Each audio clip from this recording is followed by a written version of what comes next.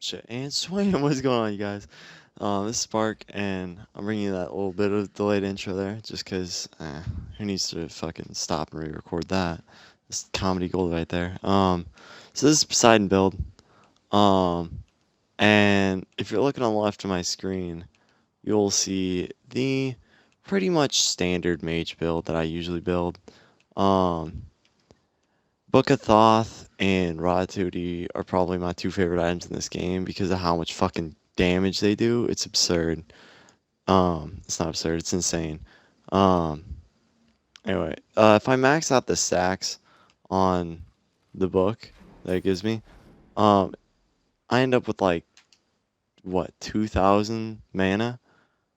And what, converts about 3% of that um, to power. So that gets you a shitload of power. Um, you know, and not to mention it already gives you 100 power, and it gives you the MP5, so you don't have to worry about mana pretty much, um, unless you're just spamming every single ability that you have. Um, the raw duty, do I really have to say more? I mean, 125 magical power, most expensive item in the game, yes, but also it gives you the most power in the game, I believe, out of any item. Not to mention its passive literally just increases your magical power by 25%, and that includes your fucking basic attacks. So yeah, it's pretty great. I'm not gonna lie. Um, anyway, right.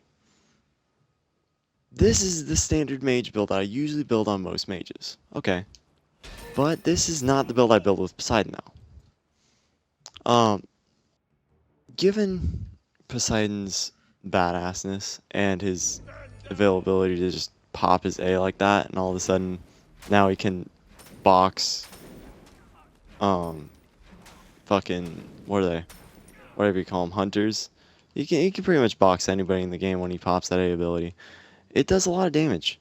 Um and the tick damage from his whirlpool make it so you really don't need Obsidian Shard. And that spear is a lot better way to go. Alright. Well, there's one fix to it, right? Going from what 40 or from what 70 to 40. That's a good chunk of power you're losing, but the penetration is a lot more worth it.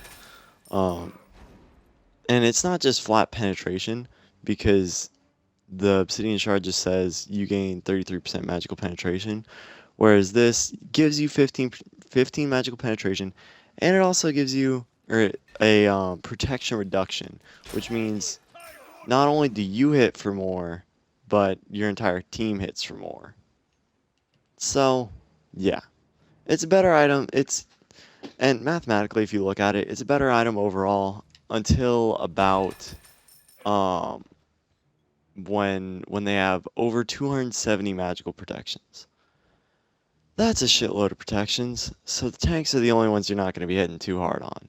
I think you can live with that considering how slow the tanks are, except for maybe Jeb, who can just use his Autobots let's roll out thing. Um, but I mean, honestly, they're not gonna mollywop you that much. Um, you can dance around them pretty easily, especially because you're passive. Which if you max it out, you get 10% movement speed and what 20% damage. Yeah. Um, I mean, all your abilities reduce the tide level, but if you just pop your A, put the whirlpool down around them, and then just dance around them, it kills them pretty quickly. They get shredded pretty hard. Um, if you're asking, the only reason I build in the Bancrofts rather than maybe Soul Reaver is because yes, it does give me the 100 power, which is great and all, whip to do. It's a good chunk of power, but uh, it gives me a bit of sustain, because I don't know, lifesteal is always pretty good because I don't want to fucking sit there and be using health potions throughout the entire fucking fight. Anyway, um, here I think I've maxed out the stacks by now. Only 19, whatever. Yeah, it's still a good chunk of power, right? So you look at it, you end up with 678 power, right? Well, um, if you get rid of this and then pick up Demonic Grip, yeah, your power drops a bit, but that's about the only hit you're going to take to your power by the end of this build. Because this gives you a lot better on your basic attacks. It increases the amount of basic attacks you can shoot out, which is awesome because, well, you know, it allows you to really utilize your A ability, your 2, as they might say. 25% attack speed. You might say, why not go for Hasten Fatalis or something like that?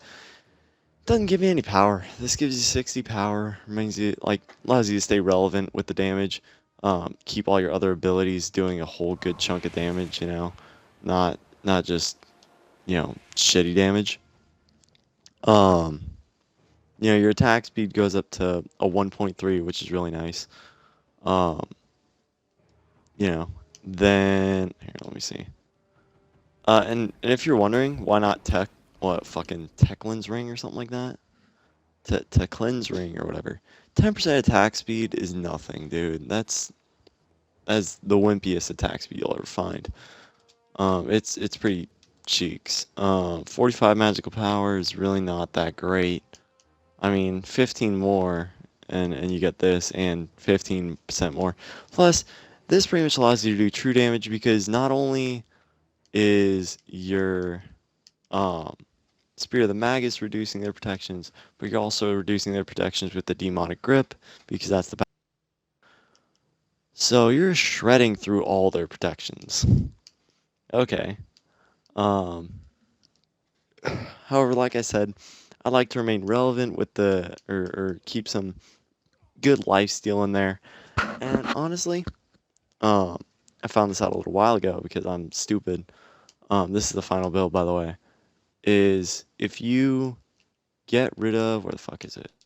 This item, and you pick up Pythag's Piece, and then sell the pen boots, because all you're losing is what, 10 magical penetration and 15 power. You gain another 250 mana that stacks on to the Book of Thoth, which gives you more, obviously, you know, more power. Plus you get the cooldown reduction, so you keep the same cooldown reduction because, you know, you have 10% from Pythag's Piece and the 15% from the cooldown boots.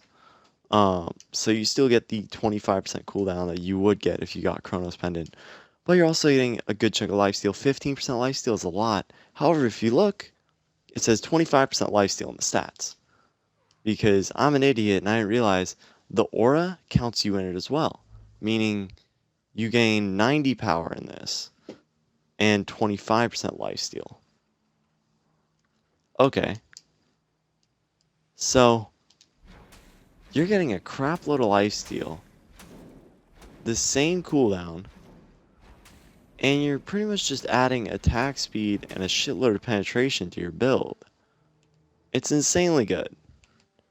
And honestly, it's absurd how, you know, how much power it can really do. And by the way, that's really glitched. I don't know why it does that. How if you like play a game before this and then whatever. Anyway, that's pretty much the build right there. Fun facts I'll throw in at the end of this. Season 3 is coming out pretty soon, whenever the fuck they announce it. They said that there's gonna be